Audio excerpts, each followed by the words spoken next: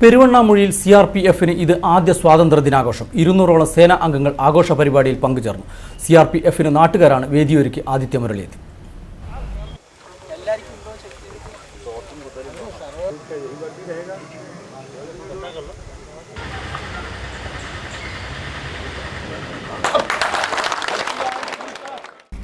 Deputy commandant CM Rajeev Kumar പതാക ഉയർത്തി. Assistant commandant Varghese, ഇൻസ്പെക്ടർമാരായ സുരേഷ് ലാൽ, ശ്രീരഞ്ജൻ, ഉദയ് സിംഗ്, നീരജ് കുമാർ തുടങ്ങിയവർ നേതൃത്വം നൽകി. പെരുവണ്ണാമൂഴി നിവാസികൾ ഒരുക്കിയ പ്രത്യേക സ്ഥലത്തായിരുന്നു ചടങ്ങ്. മധുര വിതരണവും ഉണ്ടായിരുന്നു.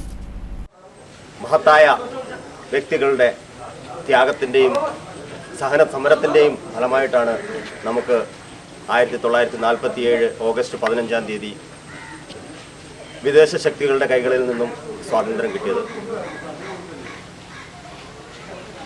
66 വർഷങ്ങൾ പിന്നിട്ട് കഴിയുമ്പോൾ ഈ 67ാമത്തെ സ്വാതന്ത്ര്യ ദിനത്തിൽ നമ്മൾ പിന്നോട്ട് തിരിഞ്ഞ് നോക്കുകയാണെങ്കിൽ നമുക്കറിയാൻ പറ്റും, ഇതിനിടയിൽ വെച്ചിട്ട് വളരെയധികം ദുർഘട ഘട്ടങ്ങളിലൂടെ നമ്മളുടെ രാഷ്ട്രം കടന്നു പോവുകയുണ്ടായി.